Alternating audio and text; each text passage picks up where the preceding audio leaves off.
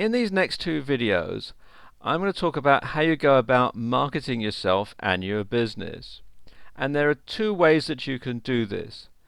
The first, which we're going to talk about in this video, is through influencer marketing. And the second one, which I'm going to talk about in the next video, is through content marketing. So let's talk about influencer marketing. Now, once you've put in all this time and effort into growing your list of LinkedIn connections, you might then start to think about how you can use them to market your business, your website, or your blog. And this is where influencer marketing comes in. And this is a relatively new term in the world of internet marketing, but also one of the most powerful and important strategies that you can have available to you. Essentially, influencer marketing straddles the line between conventional marketing and networking, and combines them in a truly powerful way. What's more, it can save you countless hours when it comes to promoting yourself and getting ahead on the web. As it happens, LinkedIn is actually perfect for influencer marketing and is perhaps the optimal tool for doing it effectively. So, what is influencer marketing and how does this idea work? Basically, influencer marketing means that you're going to stop trying to reach as wide an audience as possible with your marketing, and instead you're going to focus on the quality of the audience you market to. This might mean focusing on one individual and getting them to retweet or promote something you have to say. So, if we were to take conventional marketing on Twitter, you might spend countless hours trying to build the number of followers and then trying to create new content that would help increase your engagement. Over countless hundreds of hours spread over months or years, you will build enough of a following to become an influencer in your niche and to start getting more business each time you post. With influencer marketing, though, you'd skip this step. Instead, you would focus on creating a relationship with someone who already has a huge amount of influence. Let's take Sir Richard Branson, for instance. If you could somehow reach Richard Branson and get him to tweet about your product and to use your username, you would likely get thousands of new followers overnight and gigantic sales for your book or your services. In other words, you could leapfrog all of the competition by going directly to a key influencer who has the ears and hearts of your audience. This way, just one single retweet, a guest post or a shout out could be an order of magnitude more effective than hundreds or even thousands would regularly be. The problem is, though, Richard Branson probably doesn't want to shout out to you on social media, and in fact, you probably have no means of contacting him. This is where that degrees of separation thing comes in again. You see, if you could find someone who knew someone who knew someone who knew Richard Branson, then you would be connected by 3 degrees of separation. And anyone who is connected to you by that many people will then show you your connection to them. In other words, you will be able to go onto LinkedIn and you will be able to see the 2 people who you need to go through to get to Richard Branson. What's more, if you're connected to someone by 3 degrees, then you'll be able to send them in mail. This is a message they'll receive in their LinkedIn inbox, and which statistically has a higher chance of being opened. Suddenly, it becomes all the more possible that you could reach a big influencer in your niche, especially if you're working hard to grow the prominence of your website. Get big enough, and you might be considered an E-lister. That might be enough to encourage a few C-listers to contact you to potentially do business together.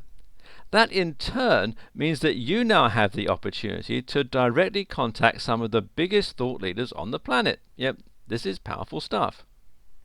Now remember what we said earlier though. Outright messaging Richard Branson out of the blue is not going to go down well, even if you have a vague connection by people that neither of you really know all that well. Yep, imagine that. So, how do you go about getting the attention of the big players? Well, one trick is not to aim quite so big. Instead of looking to get a free promotion from the biggest names in your industry, try to make meaningful connections with the rising stars. Look at the people who are just ahead of you and try to work with them instead of trying to jump ahead. These people will have a much better chance of wanting to connect with you because they won't be inundated with requests and because they have something to gain from the relationship as well as you do. Even then, though, you need to be careful about how you get in touch. Once you've made the connection, try to manage that connection by congratulating them on a birthday or something like that, or by sharing content that they might find interesting. More about that a bit later. Then, when you do get in touch, make sure it's with something that they'll genuinely find interesting, and avoid trying to do any sort of thinly veiled motivations that are too self-serving. Think about the kind of message that you would respond to and try to come across as more genuine. This is even more important if you're emailing a big name in your industry. Instead of straight away telling them that you want to do business with them, just try saying that you're a huge fan and that you'd love it if they checked out your website. Leave it at that for a while. Likewise, sharing something that you think might be useful to them is another way to gradually build a rapport. Tip number 1. Note that you may already have some very powerful contacts in your connections. It could well be that someone you know is now a big name in a particular blogging sphere, and if they've already connected with you, then this is almost like a freebie. LinkedIn makes life easy for you as well by actually highlighting the true thought leaders with an influencer badge right on their profile. And so you want to be persistent, but not too much. Don't be disheartened if you don't get a positive response right away. You'll likely find that these people have a lot on their plate, and as such they won't always have time to respond to your messages. The best strategy is to wait a few months, even a year, and then try again. Don't be bitter, and instead just be friendly and outgoing. The result is that you'll eventually become known to them, even though they don't respond. You can also try contacting them through other means, through Facebook for instance. Comment on their blog posts a couple of times too. And when you want to be persistent though, you don't always want to be annoying, or you'll end up being blocked and you're going to ruin any chance of a meaningful relationship in the future. Never email more than once every few months, unless you get a response, and don't write overly long messages. Bear in mind, these people are going to be busy. And never come across as rude, entitled, or bitter. Oh, and remember that you're trying to make a good impression here, so spelling counts for a lot. The objective here is not to come across as a rabid fan. Better yet, though, is to ask for an introduction in person.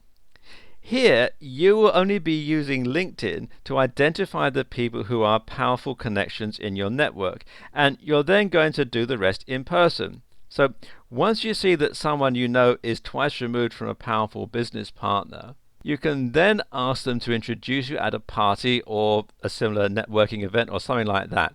And this way you'll have a much better chance of being able to make a good impression.